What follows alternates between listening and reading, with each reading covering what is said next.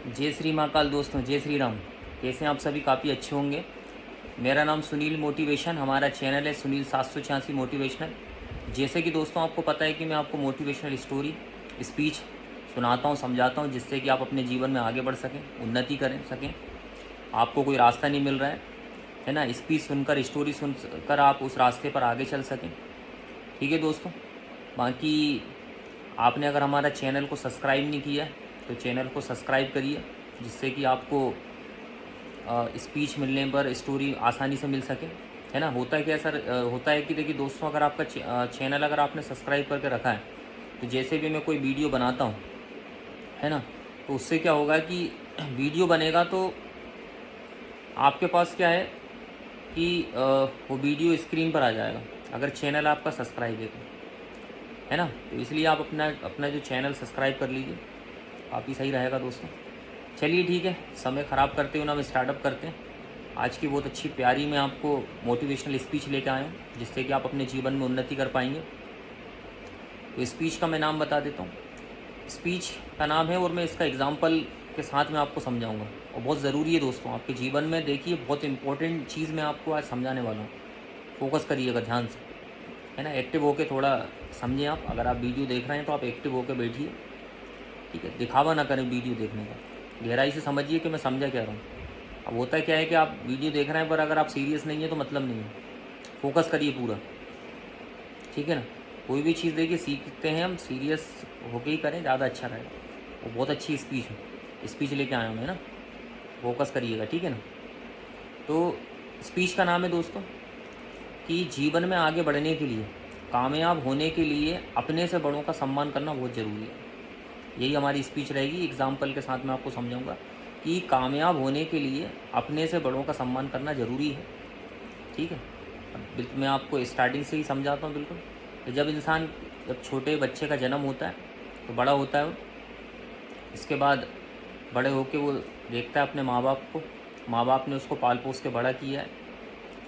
आपको पता है कि माँ बाप तो वो ऐसी शख्सियत होती है कि अपने बच्चों के लिए अपनी पूरी ज़िंदगी लगा देते हैं। वो समझ रहे हैं आप, अपना खुद का सपने पूरे नहीं करते, अपनी खुद की ख्वाहिश पूरी नहीं करते, अपने बच्चों को पालने पोसने में पूरी ज़िंदगी लगा देते हैं, और उनसे जितना हो सकता है बहुत बेहतर करने की कोशिश करते हैं दोस्तों। जितना हो सकता है बहुत अच्छा करने की कोशिश करते हैं। ये चीज़ होते हैं ना, कभी कभी बच्चे को शिकायत रहती है, यार मेरे माँ बाप ने ये नहीं किया। देखिए, उनके हिसाब से उनको जो करना था बहुत अच्छा किया उन्होंने। ये चीज़ अब करने की बारी आपकी होती है। तो होता है क्या है दोस्तों, बच्चा होता है छोटा, तो फिर बड़ा होता है, माँ बाप उसको पाल पोस के बड़ा करते हैं, माता जी पाल पोस के बड़ा करती हैं। तो बच्चे का कर्तव्य ये है कि जब वो समझने लग जाए क्या सही है क्या गलत है, तो उसको फिर अपने माँ बाप का क्या करना चाहिए, सम्मान करना बहुत ज़रूरी है। बच्चे देखिए, माँ बाप सिखाते भी हैं बच्चों को, संस्कार भी सिखाते हैं। तो अब बच्चे की खुद की अंतर आत्मा को भी ये समझना पड़ेगा कि मुझे अपने से बड़ों का सम्मान करना बहुत ज़रूरी है। तो सबसे पहले तो अपने माँ बाप का सम्मान करें, इसके बाद आपके फैमिली वाले हैं उनका, सभी का सम्मान करें। बेटा, कोई ऐसी बात नहीं करना है दोस्तों कि अपमान उनको लगे, अपमानजनक कोई ऐसी बात लगे। आपको कोई ऐसा बात नहीं करना है। जितना हो सके देखिए दोस्तों, ज़िंदगी में अपमान करने से कभी कुछ नहीं होता है। जितना हो सकता है सम्मान करिए आप। सम्मान से लोग आपको पसंद करेंगे, सम्मान से वो आपका व्यवहार अच्छा समझेंगे, नेचर अच्छा समझेंगे कि यार बहुत अच्छा व्यक्ति है, ठीक है ना। अपमान अगर आप किसी का करोगे तो बोलेंगे फिर वो आपकी क्या वैल्यू नीचे, मतलब ख़राब होती जाएगी, ठीक है ना। तो माँ बाप का सम्मान करिए, पड़ोसी का सम्मान करिए, रिश्तेदारों का सम्मान करिए, है ना, फैमिली में सभी का सम्मान करिए। इसके बाद जब आप स्कूल पहुँचते हैं, एडमिशन होता है, तो वहाँ पे भी आप समझते हैं, सीखते हैं। तो वहाँ पे भी आपको क्या करना है दोस्तों कि अपने गुरु का सम्मान करना है, ठीक है ना। गुरु भी हमारे जीवन में बहुत बड़े वैल्यूबल होते हैं। जैसे माँ बाप हमें पाल पोस के बड़ा करते हैं, इसी गुरु भी हमें ज़िंदगी जीना सिखाते हैं। तो इसलिए आपका कर्तव्य बनता है, जैसे माँ बाप का आप सम्मान कर रहे हैं उसी तरीके से गुरु का भी सम्मान करना ज़रूरी है। कभी भी ज़िंदगी में ऐसा ना लगे गुरु को कि आप उनका अपमान कर रहे हैं। समझ में आ गए? इसलिए ध्यान दीजिए दोस्तों। इसके बाद आपके फ्रेंड्स हैं, आपसे बड़े हैं या आपके दोस्त हैं, कभी कोई ऐसी बात ना करें जिससे उनको बुरा फील हो जाए। उनका अपमान ना करें क्योंकि वो आपसे बड़े हैं। इस बात का ध्यान दीजिए। समझ में आई? तो इन चीज़ों का ध्यान रखना चाहिए हमें। इसके बाद देखिए दोस्तों, फिर धीरे धीरे हम, जैसे हमारा स्कूल कंप्लीट होता है, कॉलेज कंप्लीट होता है, वहाँ पे भी हमारे गुरु मिलते हैं, गुरुजन मिलते हैं, उनका भी हमें सम्मान रखना चाहिए। इसके बाद फिर आप कहीं किसी फील्ड में काम करते हैं, कहीं पे भी आप जैसे काम करने निकलते हैं तो वहाँ पे भी आपको बहुत सारे लोग मिलते हैं, आपके स्टाफ के लोग मिलते हैं, आपके सर लोग मिलते हैं, ठीक है ना, मैम लोग मिलते हैं। तो आपको क्या करना है कि वहाँ उनका क्या करना है, सम्मान करना है, अपमान नहीं करना है। समझ में आए? सम्मान दीजिए, कहते हैं ना, आपको रिस्पेक्ट देना है उनको। जितनी रिस्पेक्ट दोगे ना उतनी आपको रिस्पेक्ट मिलेगी। पर आपके आजो को आप वो बड़े हैं आपसे, कभी कभी क्या है कि अब जैसे गुरु स्कूल की बात कर रहे हैं, अब टीचर ने आपको डांट दिया गुस्से में, आपको पता पहले तो टीचर मारते भी थे, तो गुस्से में अगर आपको मार दिया तो इसका ये मतलब नहीं कि आप एकदम एटीट्यूड लेके बैठे या गुस्से लेके बैठे, नहीं यार भाई टीचर ने ऐसा बोला तो बोला क्यों। अरे भाई आप अपनी गलती भी तो देखिए बेवजह तो गुरु कुछ बोल ही नहीं सकता आपसे, क्योंकि वो आपको सुधारना ही चाहता है। तो कुछ ना कुछ ऐसी वजह हो जाती है जिससे कि गुरु आपको डांटेगा भी, ठीक है। तो आपको ये एटीट्यूड नहीं रखना है कि यार हमारे गुरु ने डांट क्यों दिया या हमसे ऐसा कोई तेज़ आवाज़ में बात क्यों कर दी। तो आप पहले अपनी गलती को रियलाइज़ कीजिए कि मैंने ऐसा क्या करा है जिससे कि उन्होंने ऐसा बोला। बेवजह तो बोलेंगे नहीं वो, बेवजह तो गुरु भी पागल नहीं होते, समझदार हैं, है ना। आपको ज़िंदगी जीना सिखा रहे हैं तो वो बहुत ज़्यादा समझदार हैं आपसे। तो इसलिए आप अपनी ऐसी उनकी कोई बातें ना रखें, है ना। क्योंकि देखिए वो आपको ऐसा तो नहीं कि एकदम ही डांट रहे हैं, आप कोई तो वजह होती, कोई बात होती है। तो इसका मतलब ये नहीं कि उन्होंने डांट दिया या कुछ बोल दिया तो आप उनके मन में बस बैठ जाएँ कि होगा इनकी तो कोई वैल्यू नहीं है, रिस्पेक्ट नहीं करना चाहिए, तो है ही ऐसे, मतलब मन ही मन में उनका अपमान कर रहे हैं आप। और फिर कुछ उनको ऐसा दिखाने लगते हो जिससे कि उनका अपमान, उनको लगता है कि यार मेरा अपमान कर रहे हैं, ठीक है ना। तो ऐसा नहीं करना दोस्त। ऐसी अब देखो ये तो स्कूल कॉलेज की बात है। अब जैसे आप मान के चलिए स्टाफ में काम कर रहे हैं, किसी इंडस्ट्री में काम कर रहे हैं, वहाँ पे भी आपको अपने से बड़े मिलेंगे, ठीक है ना। तो वहाँ पे भी क्या करना है दोस्तों, उनका सम्मान करना है। अब कभी कभी आपके बॉस होते हैं या आपके सर लोग होते हैं, वो भी आपको गुस्से में बहुत ज़्यादा बोल देते हैं। अब बेवजह तो वो भी नहीं बोलेंगे, पागल तो वो भी नहीं है दोस्तों, ये तो आप समझदार हैं। आप भी थोड़ा समझिए गहराई से कि यार जब स्टार्टिंग में तो बहुत अच्छा व्यवहार था, उनका नेचर था, पर ऐसी क्या गलती रही मुझसे जो कि उन्होंने ऐसा बोला। तो गलती को सुधारिए आप। ये नहीं है कि आप उनके मन में अपने लेके बैठ गए कि नहीं यार उन्होंने ऐसा बोल दिया और मन ही मन उनका अपमान करने लगे और उनकी रिस्पेक्ट नहीं कर रहे हैं, उनकी वैल्यू नहीं समझ रहे। गलत है ये दोस्तों, समझ में आई बात। आप ये समझिए कि उन्होंने बोला क्यों, कोई तो वजह होगी, बेवजह तो कोई बोलता नहीं। वो अब सिंपल सी बात है, वो आपसे बड़े हैं, समझदार हैं, तो आपको डांट रहे हैं वो किसी बात को लेके, तो आपको उस बात को नहीं लगाना चाहिए, मन में नहीं बैठना चाहिए। आप इस बात को लेके बैठे हैं कि वो वही उन्होंने डांट दिया या उन्होंने गलत बोल दिया, पर आप इस बात को क्यों नहीं समझ पा रहे हैं कि उन्होंने किस वजह से बोला है। समझ में आई बात। तो इस चीज़ों को समझो आप। मन ही मन में आप अपना अपमान कर रहे हैं उनका, या फिर उनको ऐसा दिखा रहे हैं कि उनको लग रहा है, उनको फील हो रहा है कि आप उनका अपमान कर रहे हैं, उनकी वैल्यू नहीं समझ रहे हैं आप, उनकी रिस्पेक्ट नहीं कर रहे हैं आप। समझ में आए दोस्तों। इसलिए स्टाफ में आप कहीं भी काम करते हैं, किसी भी दफ्तर में काम करते हैं, किसी भी डिपार्टमेंट में काम करते हैं, तो रिस्पेक्ट करिए, ना कि उनका आप अपमान मत करिए, सम्मान करिए, ठीक है। उनको ऐसा दिखाइए कि उनकी वैल्यू, आप उनकी वैल्यू डाउन कर रहे हैं, आप करिए उनकी वैल्यू, ठीक है ना। अब ये तो देखिए हम अब बात करते हैं दोस्तों डायरेक्ट सेलिंग इंडस्ट्री की बात करते हैं। जैसे कि मैं आपको बताता हूँ कि डायरेक्ट सेलिंग बहुत अच्छा फ्यूचर है, भविष्य बहुत अच्छा है, ठीक है ना। तो वही मैं डायरेक्ट सेलिंग की बात करता हूँ दोस्तों की। जैसे कि अगर डायरेक्ट सेलिंग इंडस्ट्री में आप, तो आपको आपके गुरु के इक्वल, आपके गुरु के समान आपका जो अपलाइन होता है, जो आप डायरेक्ट सेलिंग में आप एंट्री करते हैं, आप डायरेक्ट सेलिंग में जाते हैं, तो आप अपलाइन के थ्रू जाते हैं, आपके फ्रेंड्स के थ्रू जाते हैं। तो ध्यान दीजिए, भले वो उम्र में छोटा है पर वो उस इंडस्ट्री में आपसे पहले पहुँच चुका है दोस्तों, वो आपसे पहले पहुँच चुका है। तो आपका कर्तव्य बनता है कि आप उसकी रिस्पेक्ट करें। समझ में। हो सकता है आप साथ में पढ़ते होंगे या फिर आपसे छोटा होगा, वो देखो आप उम्र में छोटा वो अलग बात है, पर कहीं ना कहीं उस इंडस्ट्री में आपसे वो पहले पहुंचा है, तो वो आपसे बड़ा हुआ, तो आप उससे अच्छे से रिस्पेक्ट से बात करिए। समझ में आए। सम्मान दीजिए उसको, रिस्पेक्ट दीजिए। हो सकता है वो आपको सिखाने के लिए गुस्से में डांटेगा भी, तेज़ भी बोल सकता है, सारी चीज़ें, पर इसका ये मतलब नहीं है कि आप उसको सम्मान करना छोड़ दें, उसका रिस्पेक्ट करना छोड़ दें। उसको ऐसा फील मत कराइए कि आप उसकी कोई रिस्पेक्ट नहीं कर रहे हैं, उसको अपमानजनक मत करिए आप। समझ में आए दोस्तों। अब जैसे अपलाइन होते हैं आपके, है ना भाई, अपलाइन तो देखो आपका डायरेक्ट सेलिंग इंडस्ट्री में आपका अपलाइन है, वो तो आपको सिखाता है, आपको भाई ज़िंदगी में आपको आगे बढ़ाना, पूरा उसका कर्तव्य रहता है कि भाई वो पूरा फोकस करता है आपको।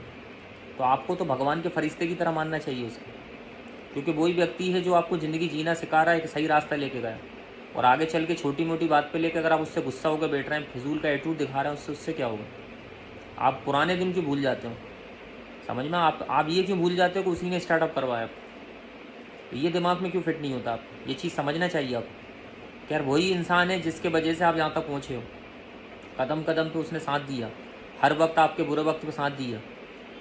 जब जब आप परेशान हुए, जब भी कभी कोई भी कंडीशन है, हर कंडीशन में वो साथ में खड़ा होता है।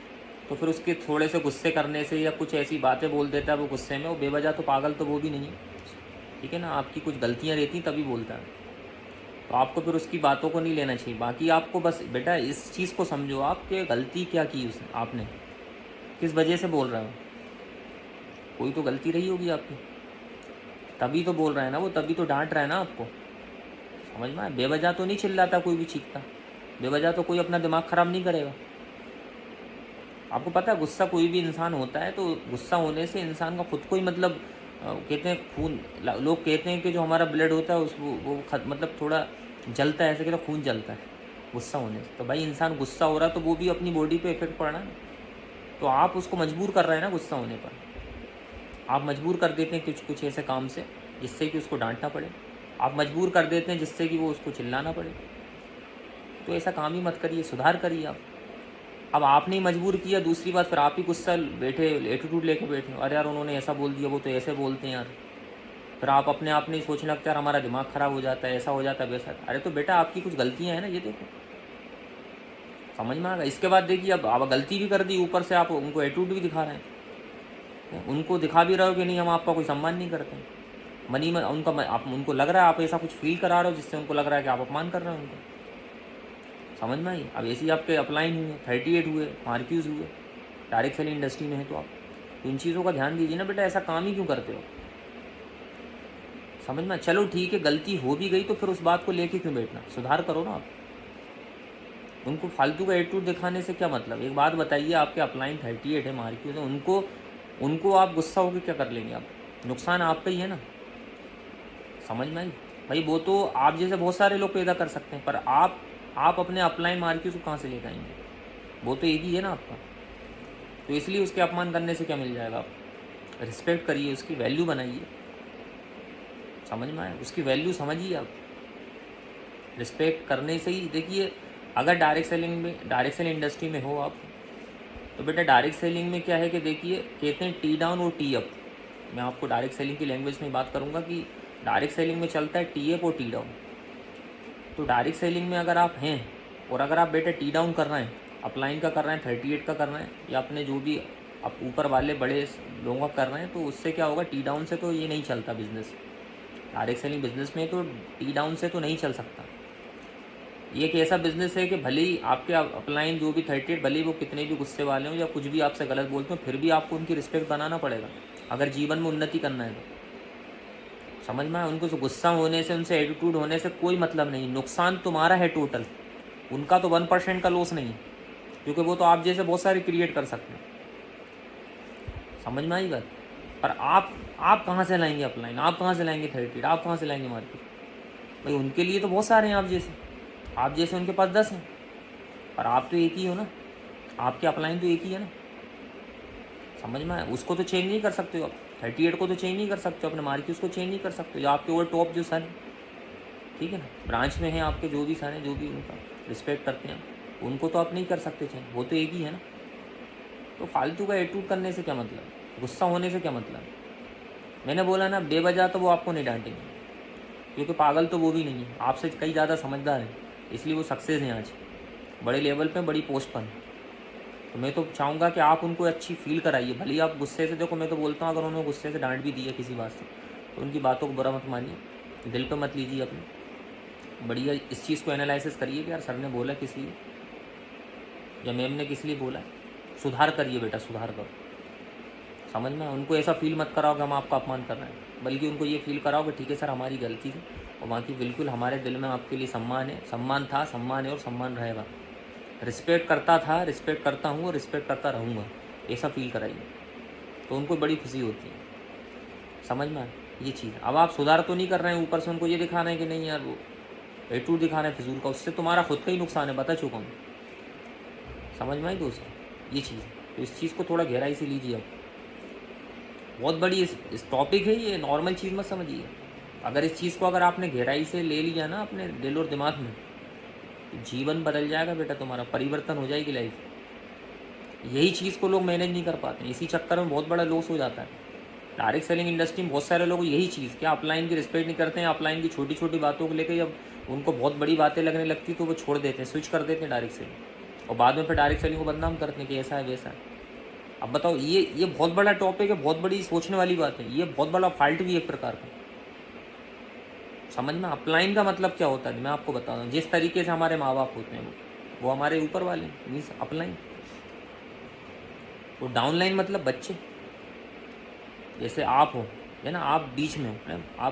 आप मीडियम कंडीशन में, आपसे ऊपर जो है वो अपलाइन हुआ, आपसे जो नीचे है वो डाउनलाइन हुआ, है ना। तो आपसे ऊपर हैं आपके माँ बाप, भाई बहन बड़े जो भी, और आपसे नीचे आपके बच्चे, छोटे भाई बहन आपके, ये चीज़। तो एक बात बताइए, कभी भी माँ बाप अपने बच्चे विषयों में गलत सोच सकते हैं क्या? डांट सकते हैं, फटकार सकते हैं, मार सकते हैं, पर कभी वो गलत सोच सकते हैं उनके भविष्य को लेकर? नहीं।